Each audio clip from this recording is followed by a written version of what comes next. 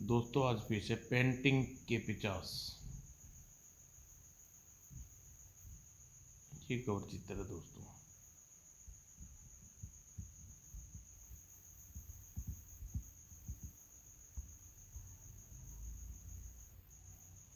चित्रकार विकास को कौन नहीं जानता।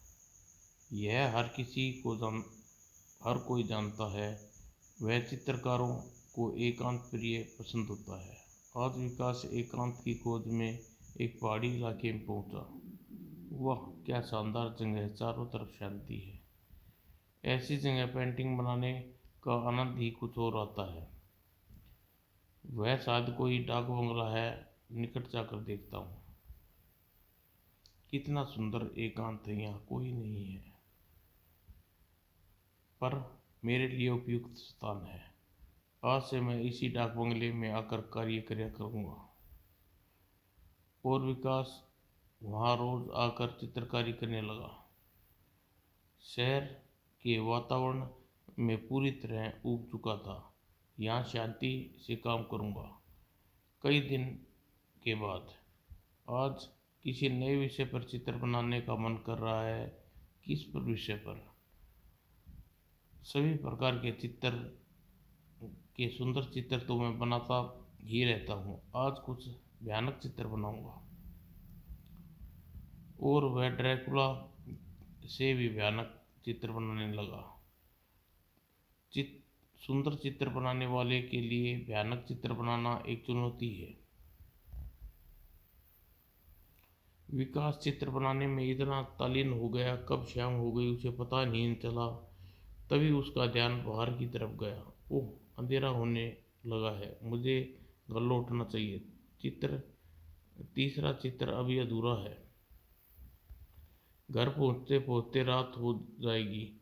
आज यहीं रुक जाता हूँ। कल चित्र पूरा कर कर वापस लौटूंगा। और कंबल उड़कर वह कुर्सी पर लौट गया। खुर्र।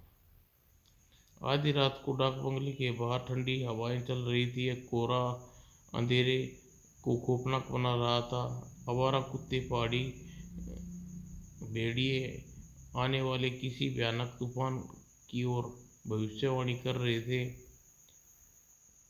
हवा का तेज झोंका, खिड़की खुल गई।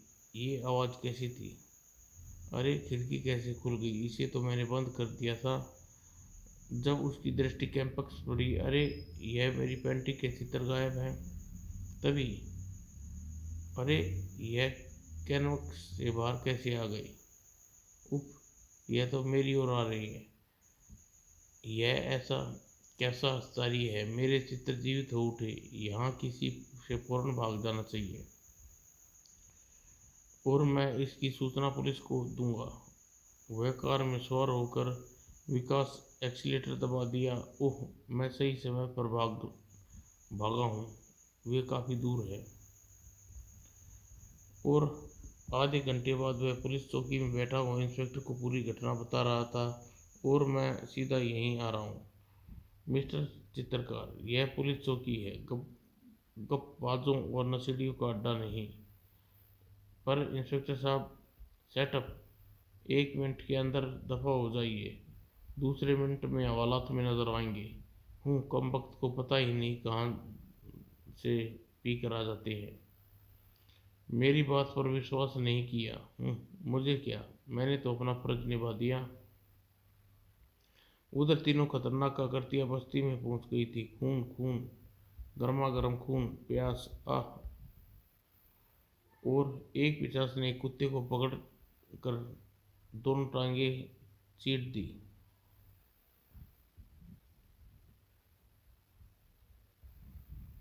भूत, उसने भागना चाहा। नहीं, खून, बचाओ, आह, इच, चपड़ चपड़ चपड़। चीख पुकार की आवाज़ सुनकर बस्ती वाले जाग हो गई। उन 50 दरिंदों भरा रूप देखा। ओह 50, भाई जगन्नाथ, प्रेत तो हम सबको मार डालेंगे। हमें चाहिए कि हम सब मिलकर इनका मुकाबला करें। इन प्रेतों का मुकाबला, शायद कोई परिणाम आए। इसको इनको भगा न पाए तब मौत निश्चित है। क्यों न मुकाबला करें? और हे भगवान, वे लिया रहे हैं। सब लोग लाठियां फरसे लेकर आओ जल्दी। फिर सभी बस्ती वाले लाठी और चाकू फरसे लिए कर आ गए। भाइयों घबराओ मत, चारों तरफ से घेर लो, आक्रमण कर दो, आगे बढ़ो। फिर बस्ती वालों ने पिचासों पर आक्रमण कर दिया। तड़ाक आह पड़ाक। पिचासों पर कोई प्रभाव नहीं पड़ा, बल्कि उन्हें उल्टे लोगों को मार डाला। आह, हम इनका मुकाबला नहीं कर सकते। आह, मार गया। सुबह जब पुलिस वहां पे पहुंची तो 50 गायब हो चुके थे। वो इतने भयानक मंजर की कल्पना भी नहीं की थी मैंने। हाय मेरा बेटा, हाय। उधर शहर में लोग भयभीत हो उठे। एक दो नहीं बल्कि 30-50 कुली घूम रहे हैं। अगर वह शहर में पहुंच गए तो शाम के अखबारों में धूम खूब उधम उठा। खूनी पिचासों द्वारा लोगों की हत्या, आज की ताज़ा खबर। इंस्पेक्टर प्रभुदयाल अपने 2 महावतों के साथ 10:30 बजे रात को गश्त पर निकला। जीटी रोड पर। साहब, आज रात गश्त पर न जा करना ठीक नहीं है। पिचासों का आतंक मचा हुआ है। Setup, it's our duty. Jeep GT road पर पहुंची। भागो, पिचास आ गए। प्रेत, भागो। पिचासों ने कई लोगों को मार दिया। भागो भागो, वह प्रेत है, खून पीते हैं पिचास। ड्राइवर, आगे चलो जल्दी। कुछ दूर जाने पर खून। गाड़ी रोको। गाड़ी जीप के पिछली पोजीशन लो फौरन। पिचास जैसे ही जीप के निकट पहुंचे, दाएं दाएं दाएं। सारी गोली उनके जिस्म से आर पार निकल गई। साहब, मेरे कहने को मानिए, यहाँ से भाग लीजिए। सेटअप, हमें यहाँ भागने नहीं आए, समझे जी। और तभी, अरे यह जीप कैसे चलने लगी? सर, प्रेत चला रहे होंगे। और जीप आगे बढ़ गई। जमीन पर लेटकर पोजीशन लो, दाएं दाएं। तभी जीप तेजी से लौटी। एक पिचास ने इंस्पेक्टर को पकड़ लिया। आह, फायर, जल्दी करो। हम कैसे फायर करें साहब? गोली आपको लग सकती है। यहाँ से भाग निकलो। तड़ाक। और अगले ही क्षण भीषण नजारा था। आह, खून पीने के बाद वैसी 50 लाश को शरीर के हाथ पांव तोड़कर उछालने लगे। और दूसरी तरफ चित्रकार विकास। ओह, पिछली रात एक इंस्पेक्टर सहित 7 लोगों को 50 द्वारा हत्या। इन घटनाओं को जिम्मेदार मैं हूँ। न मैं डाक बंगले पर जाता, न पेंटिंग बनाता, न इस अब क्या हुआ? क्या बात अंकल, मैं परसों से देख रहा हूँ कि आप कुछ परेशान नजर आ रहे हैं। मैं भी यही प्रश्न करने वाली थी अंकल। बात ही कुछ ऐसी है बच्चों। अंकल आप बताइए तो सही, शायद हम आपकी कुछ सहायता कर सके। हाँ अंकल। विकास दोनों को पूरी घटना बताता है। वो तो तीनों 50 आपकी पेंटिंग से निकले हैं। हाँ, आश्चर्य है, मुझे विश्वास नहीं हो रहा। लेकिन इन 50 को रोकने का कोई उपाय नहीं है फिलहाल तो। कह कह नहीं सकता निर्मला। क्या आप अपनी पेंटिंग देख सकते हैं अंकल? पर पायल, अब वह पेंटिंग कहाँ है? वह तो एक सादा कैनवस है में बदल गया है। जब 50 जीवित हो गए तो जाहिर है पेंटिंग में कुछ नहीं होगा। क्या हम वहाँ पर नहीं चल सकते? बेवकूफ़ हरकत मत करो। मैं वहाँ मरने के लिए दोनों को नहीं भेज सकता। अच्छा, जैसी आपकी इच्छा। स्कूल जा रहे हैं वैसे, 5 मिनट लेट हो चुके हैं, ठीक है। पर पेंटिंग का जिक्र किसी से मत करना। और कुछ देर बाद निर्मल और पायल स्कूल की ओर जा रहे थे। पायल, क्या तेरा मन चित्र देखने को नहीं करता? लेकिन भैया, अंकल जाने दे तब ना। क्यों ना हम स्कूल जाकर डाक बंगले पर चले। वाह भैया, तुमने तो मेरे बात मन की बात कर छीन ली। फिर निर्मल मोटरसाइकिल का रुख शहर से बाहर स्थित डाक बंगले की ओर कर दिया। 1.5 घंटे बाद निर्मल मोटरसाइकिल से डाक बंगले के सामने रुकी। मोटरसाइकिल यहीं खड़ी करके हम भीतर चलेंगे। दोनों अंदर पहुंचे। इसी शांति के लिए अंकल ही वहां आया करते थे। कितनी शांति है यहाँ। शायद उस कमरे में अकेले काम करते थे। वही चलते हैं। और कमरे के भीतर वह देखो अंकल का सामान पड़ा हुआ है। स्टैंड पर भी कैनवस में लगा है। जब दोनों कैनवस के सामने भूत, अंकल ने तो कहा था कि कैनवस खाली होगा, लेकिन इस पर तो 3 भयंकर चेहरे बने हैं। इसका मतलब यह हुआ पायल अंकल ने झूठ क्यों बोला?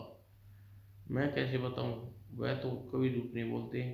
इस बार तो झूठ बोला है न, पर क्यों बोला? यह तो वही बात बता सकते हैं। उनसे पूछती हूँ जरूर। उसके बाद दोनों वापस लौट पड़े। घर पहुंचने पर अंकल घर पर नहीं है, कहीं गए हैं शायद। और विकास रात 8 बजे घर आया।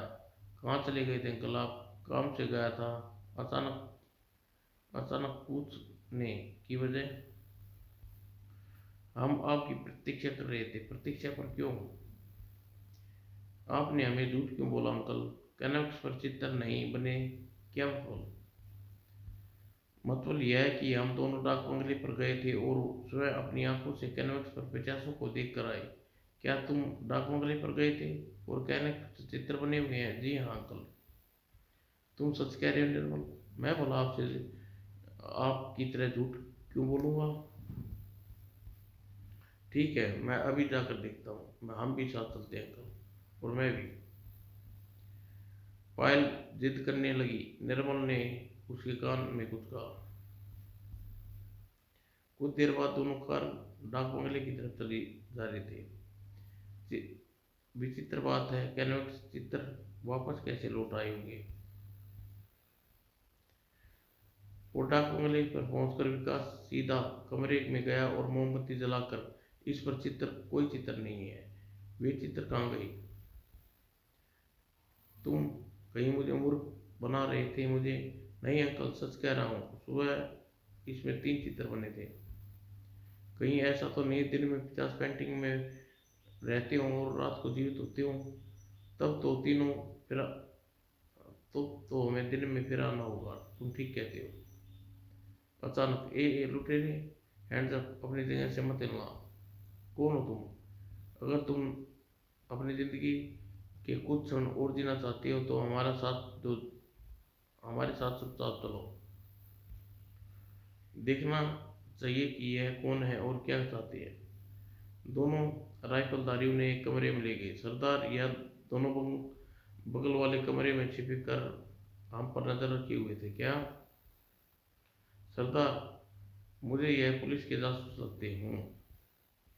सुनिए श्रीमान, हम पुलिस के आदमी नहीं हैं। हम आपकी मौजूदगी का अभ्यास तक न था। हाँ हाँ, यह क्या रात को पिकनिक मनाने आए थे? सूरज, जरा दो हाथ दिखाओ छोकरों को। अभी लो सरदार। तड़ाक तड़ाक। सच बता तू कौन है?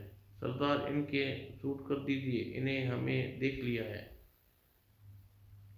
लेकिन तभी, अरे यह क्या पत्थर कहाँ से आया? किसी ने भेड़ों के छत्ते पर मारा है। भागो, भेड़ आक्रमण करने वाली है। और जिसे जिधर रास्ते में लाओ भाग निकला। भागो भागो। निर्मल, मेरे साथ आओ। विकास निर्मल को लेकर कमरे में गया। अंकल पीछे आइए, पीछे। भाई, भेड़ आ रही है। जल्दी उस कंबल को ओढ़ लो। और छत्ते पर पत्थर किसने मारा? शायद पायल ने। पायल? वह कहाँ है? वो यहाँ कहाँ से आई? कार की डिग्गी में बैठी थी। मैंने उसे कहा था। कुछ देर बाद जब भेड़ लौट गए तो उन्होंने कंबल हटाया। तभी धाएं धाएं गोली की आवाज़ किसने चलाई? सरदार के कमरे में। अरे गोलियां कौन चला रहा है? पता नहीं, मैं देखता हूँ। जैसे ही दरवाजे के बाहर निकले दाएं, अरे वो लगता है दोनों जासूस ने कार्रवाई प्रारंभ कर दी है। मैं पुलिस मैं पहले उन्हें खत्म करने के लिए जा रहा था। पहले यहाँ से भागने की सोचो, उस खिड़की से निकल चलते हैं। वह लोग भाग गए। कुछ देर बाद पायल नजर आई। अंकल, भैया का बाहर आ जाइए। अरे यह पायल की आवाज़ है। हाँ अंकल, वह हमें बुला रही है, आइए बाहर निकले। अंकल, पायल तुम ठीक तो हो पायल? यह राइफल कहाँ से मिली तुम्हें? यह उन्हीं बदमाशों की अंकल, वे भाग गए हैं। आइए आपको एक चीज दिखाऊं, वे जो छोड़ गए हैं। क्या? पायल उन्हें लेकर नकाबपोश के कमरे में पहुंची। इनको तुमने मारा? हाँ भैया। तब तक तब तक भेड़े उड़ गई थी। अंकल, यह बदमाश डाकू थे।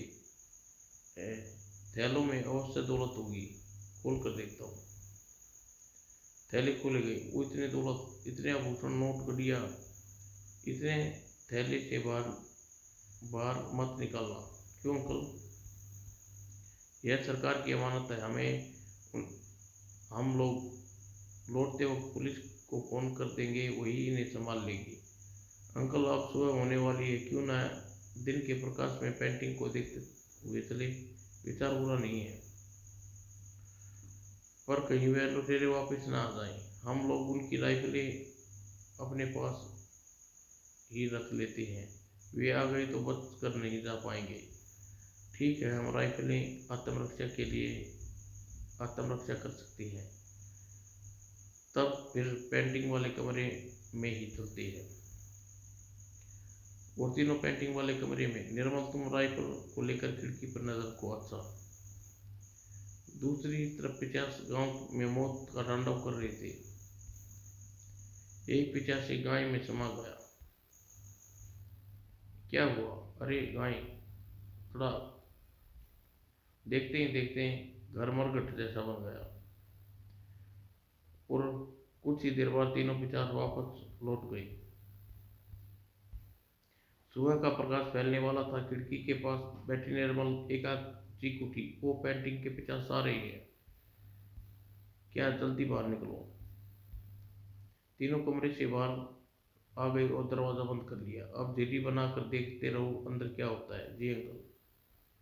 और तीनों 50 खिड़की के रास्ते से कमरे में आए और स्टैंड में लगी कैनवस में समा गए। अब कैनवस पर तीनों 50 के चित्र नजर आ रहे थे। मेरा सोचना बिल्कुल ठीक निकला। क्या ठीक निकला अंकल? चित्र को ध्यान से देखो। मैंने रात दर्शाई है और यह गोल चंद्रमा बनाया है। इस कारण होना, चंद्रमा उदय होते होते ही ये 50 जीवित तो उठते हैं और अस्त होते ही ये वापस इसमें समा जाते हैं। क्योंकि ये पेंटिंग 50 की है, इसलिए खून पीने वाले के साथ साथ ये मांस भी खाते हैं। फिर क्या? अब क्या करें अंकल? इस प्रकार तो हर रात ये अपना खूनी खेल खेलते रहेंगे। अब ऐसा नहीं होगा। मैं इसे जला कर रख कर दूंगा। ये नैब रहेगी पेंटिंग, नए 50। बिल्कुल सही निर्णय लिया अंकल आपने। मुझे खुशी है मेरे मेरे हाथों पैदा होने वाले 50 मेरे हाथों मारे गए। राइफलें लाशों वाले कमरे में फेंक देते हैं। और विकास पेंटिंग का सारा सामान कार में रखा और फिर वापस लौट पड़ा। तुम डाक बंगले पर कैसे पहुंचे पायल? अंकल, मैं कार की डिग्गी में छुपी हुई थी। फिर यहाँ मैंने देखा कि दोनों कापोस आपको लिए जा रहे हैं, तो मैंने उनके पीछे लग गई। और जब वे आपको मार रहे थे तो मैंने पत्थर मारकर पहियों के छत्ते फोड़ दिया। वे लोग भागने लगे। इसी भगदड़ में एक की राइफल हाथ लग गई। जब वे नकाबपोश वापस लौटने लगे तो मैंने गोलियों से भून दिया। मारे गए, कुछ भाग गए। तुम न होती तो शायद हम जिंदा न होते। रास्ते में टेलीफोन बूथ पर विकास ने डाक बंगले पर पड़ी लाशों और दौलत के बारे में बता दिया। उस दिन के बाद विकास ने कभी भयंकर वस्तुओं का चित्रकारी नहीं की तथा डाक बंगले पर नहीं गया। समाप्त दोस्तों।